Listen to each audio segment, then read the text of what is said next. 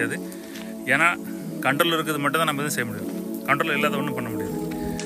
எல்லாரும் நடக்கிற விஷயத்த நினச்சி நம்ம வருத்தப்பட்டுக்கிட்டு இருந்தோம் அப்படின்னா, என்ன சரியாக தப்பாக அப்படி யோசி அப்படின்னா நம்மளை யாரும் காப்பாற்ற முடியாது, நம்மளுக்கு யாரும் சொல்யூஷன் கொடுக்க முடியாது. நம்ம வெறும் டென்ஷனில் மட்டும் இருப்போம், கோவத்தில் மட்டும் இருப்போம், ஒன்றுமே நடக்காது.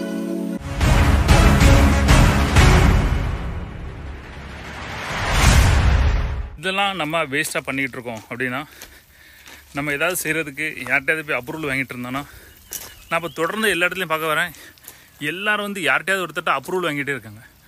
அப்ரூவல் வாங்கி ஒன்றும் நடக்க போகிறதில்ல.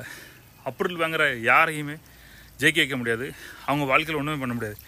ஏன் தெரியுமா? நீங்கள் யார்கிட்ட அப்ரூவல் வாங்குறீங்களோ அவங்களோட உயரம் இருக்கலாம், அவங்களோட அளவு, அதுதான் நம்ம வாழ்க்கை. அவ்வளோதான் நம்ம போக முடியும், அதுக்கு மேலே போக முடியாது.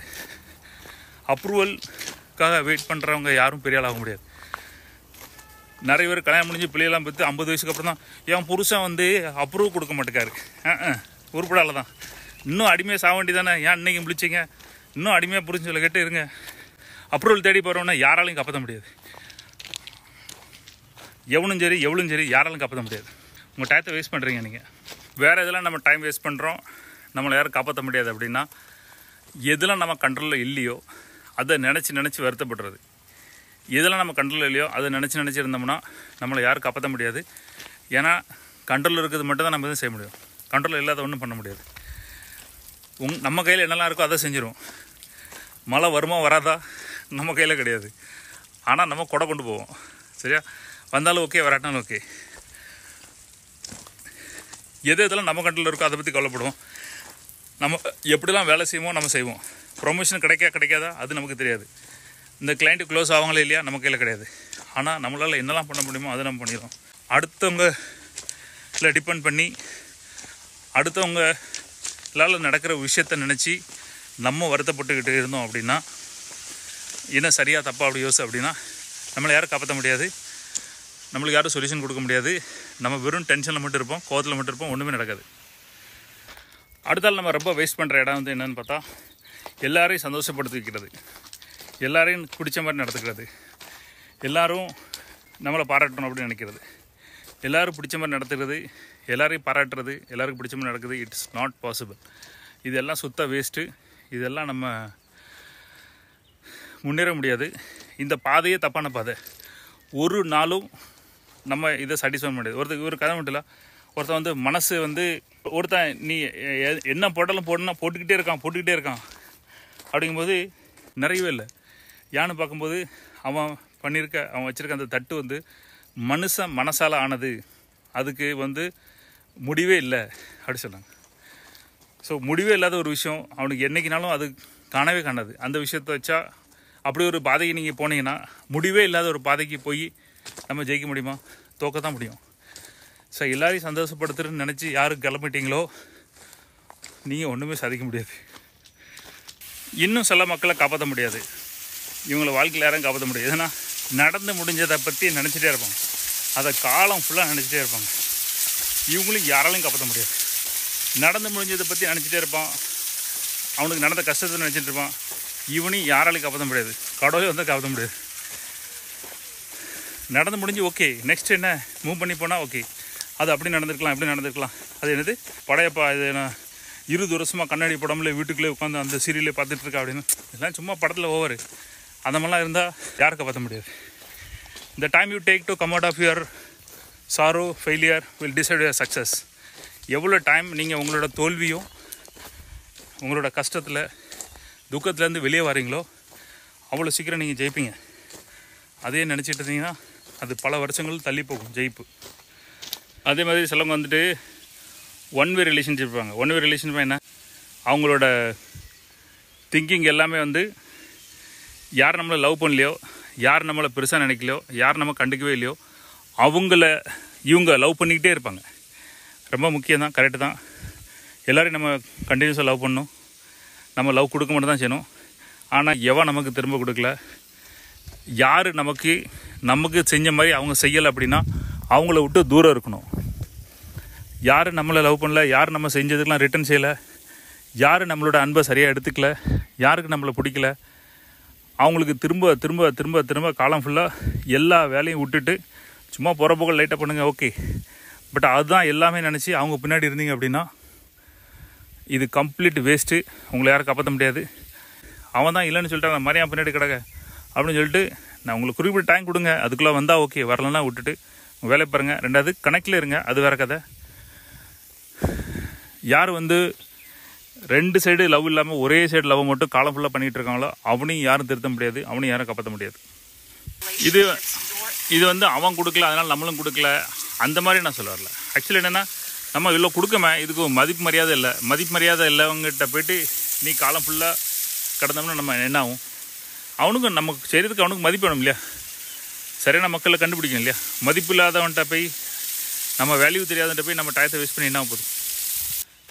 அது மாதிரி செல்லாம் இருப்பான். எப்போ பார்த்தாலும் கம்ப்ளைண்ட் பண்ணிகிட்டே இருப்பான். அவன் கூட எல்லாம் நீங்கள் ஏதாவது சேர்ந்து செய்யலாம்னு நினச்சிங்கன்னா பொண்டாட்டியாக இருக்கட்டும், புருஷனாக இருக்கட்டும், ஃப்ரெண்டாக இருக்கட்டும், மௌனாக இருக்கட்டும், அம்மையாக இருக்கட்டும், யாராக இருக்கட்டும், கம்ப்ளைண்ட் பண்ணிக்கிட்டே இருக்க ஒரு ஆள்கிட்ட போய் நீங்கள் அவங்க கூட சேர்ந்து எதாவது பண்ணலான்னு நினச்சா சுத்தம். ரெண்டாவது அவங்க கூட பேசி முடித்து வெளியே வந்தேன்னா அப்பா என் உயிரே எடுத்துட்டாடா இவன், ஏன் நம்ம எனர்ஜியெல்லாம் டவுன் ஆகி யார்கிட்ட பேசிட்டு வந்தோன்னா அப்படி சார்ஜிங் ஏறும், அப்படி மழை சக்கான்னு ஏறி சார்ஜிங் பயங்கரமாக ஏறும். அவங்க கூட இருந்தால் ஓகே. ஆனால் நீங்கள் யார்கிட்டயே பேசுனது வெளியே வந்ததுக்கப்புறமும் நம்ம எனர்ஜியெல்லாம் போயிட்டு அப்பா சாமி அப்படி நம்ம ஃபீல் வந்துச்சு அப்படின்னா அந்த மாதிரி ஆளுகள் கூட சேர்ந்தலாம் நீங்கள் எதாவது பண்ணணும்னு ஆரம்பிச்சிங்க அப்படின்னா டோட்டல் வேஸ்ட்டு. ஓகே. ரெண்டாவது வந்துட்டு நம்ம ஆல்ரெடி பேசணும், பெரிய பவர்ஃபுல் பர்சனாலிட்டி இது. நம்ம எதாவது கல்யாணத்துக்கு போகிறோம், கல்யாணத்துக்கு போயிட்டு வந்ததுக்கப்புறம் நம்ம ஏன் அவ்வளோ டயர்டாகிறோம் அப்படின்னா அங்கே போய் எல்லான்ட்டையும் நடிக்க வேண்டியிருக்கு. நல்லா இருக்கல மாமா, நல்லா இருக்கல அத்தா, நல்லா இருக்கு அப்படின்னு ட்ரெஸ்ஸை போட்டு அது அழுங்காமல் குழுங்காமல் எல்லா மேக்கப்பும் அதெல்லாம் காட்டி ஒவ்வொருத்தன்ட்டையும் கடுப்பேற்றி நம்ம கிடையாது. ஆனால் அப்படி நடிக்கிறோம். அதோட விளைவு எந்த கல்யாணம் விட்டு எங்கேயாவது போயிட்டு வந்தோன்னா அவ்வளோ டயர்டாகும்.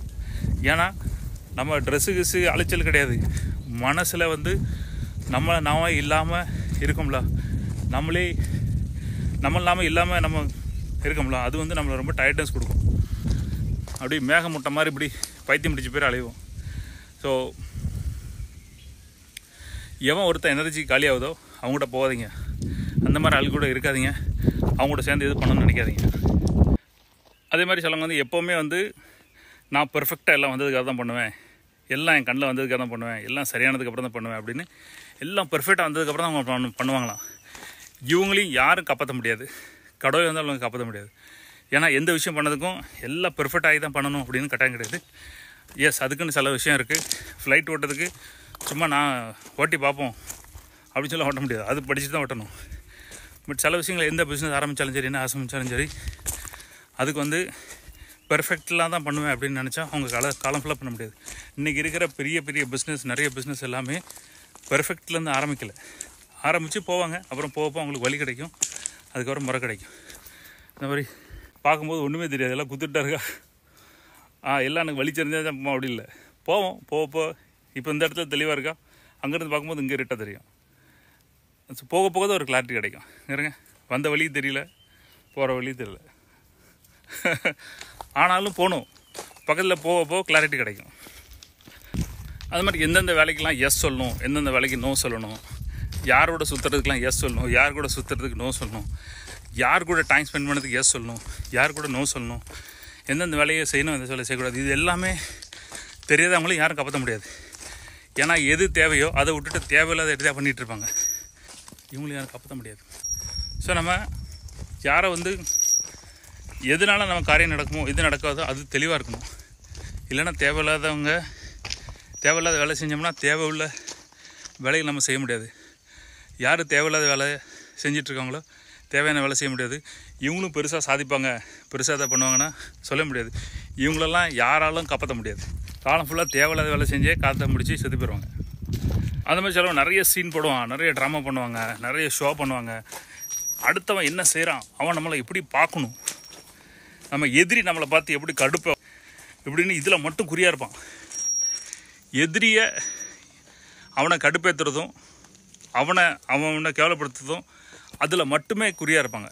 இவங்களையும் யாரும் காப்பாற்ற முடியாது. ஏன்னா இவன் ரவ்வும் பகலும் டே அண்ட் நைட்டாக அடுத்தவங்க முன்னாடி எப்படி வாழணும், அடுத்தவங்க முன்னாடி நம்ம எப்படிலாம் சீன் போடணும், அடுத்தவங்க முன்னாடி நம்ம என்னெல்லாம் காட்டணும்னு சொல்லிட்டு இவன் எண்ணமெல்லாம் அடுத்தவன் நம்மளை என்ன நினைப்பான், அடுத்தவங்க முன்னாடி எப்படிலாம் வாழ்ந்து காட்டணும், மொய் செய்கிறது, அது செய்கிறது, கோயிலுக்கு போகிறது, இது பண்ணுறது, ட்ரெஸ் வாங்கி போடுறது, கல்யாணம் வந்து சிறப்பாக நடத்துறது, கார் வாங்கி கட்டுறது, வீடு கட்டுறது, இப்படி இதே வழியில் இருப்பான். இவனையும் யாரும் காப்பாற்ற முடியாது. அந்த மாதிரி எப்போனாலும் சரி சேஞ்சஸ் நடக்கலாம். ஆட்கள் விட்டுட்டு போகலாம், டீம் போகலாம், செத்து போகலாம், கடன் பிரச்சனை வரலாம், என்னமெல்லாமோ நம்ம லைஃப்பில் வரலாம். ஆனால் என்ன வந்தாலும் சரி நான் போய்கிட்டே இருப்பேன்.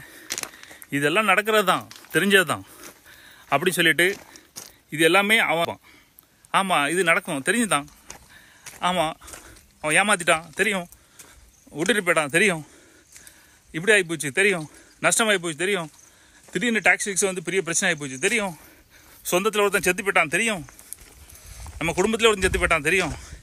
இது எல்லாம் வரும். இதெல்லாம் தாண்டியும் நான் எப்படி போகணும் இதெல்லாம் தெரிஞ்ச விஷயந்தான். தெரியும் தானே, இதெல்லாம் தெரியும் தான். ஏமாத்துவான், முதல்ல குத்துவான் தெரியும் தான். சிரியும் செத்து போவாங்க தெரியும், நானும் செத்து போகிறேன் தெரியும், நம்ம மெயினான ஆளுக்கு காணாமல் போயிடுவாங்க தெரியும், எல்லாம் தெரியும். அப்படி நடக்க போகிறது எல்லாமே ஆமாம் தெரியும், சாதாரணம் தான் அப்படின்னு தானே அவன் தப்பிச்சான். ஐயோ இது போச்சு, ஐயோ அது போச்சுன்னா செத்தான் அவனை யாரும் காப்பாற்ற முடியாது. பாருங்கன்னா நம்ம படித்த பாயிண்ட்ஸ்லாம் எங்கெங்கெல்லாம் நீங்கள் இதை பண்ணாமல் தடுக்கலாம், உங்களை காப்பாற்றவே முடியாது அப்படின்னு ஆகிற ஒரு நிலமெல்லாம் பார்த்துக்காங்க. தப்பாக நான் பாதியில் போகாதீங்க. உங்களை காப்பாற்றவே முடியாதுங்க, பாதிக்கு போகாதீங்க. உங்களை யாரும் காப்பாற்ற முடியாது. குறிப்பிட்ட வேலையை பார்க்கலாம், ஃபாலோ பண்ணுங்கள். அப்படியெல்லாம் ஃபாலோ பண்ணால் இந்த மாதிரி நம்ம அழகான இந்த மாதிரி மாறிடலாம். எத்தனை எல்லாம் 3 மலை எவ்வளோ அழகாக இருக்குது. இந்த வேகம் என்ன என்ஜாய் பண்ணுங்கள். கவனம், கீப் ராக்கிங். இந்த மலை மாதிரி நம்ம பெருசாகணும்.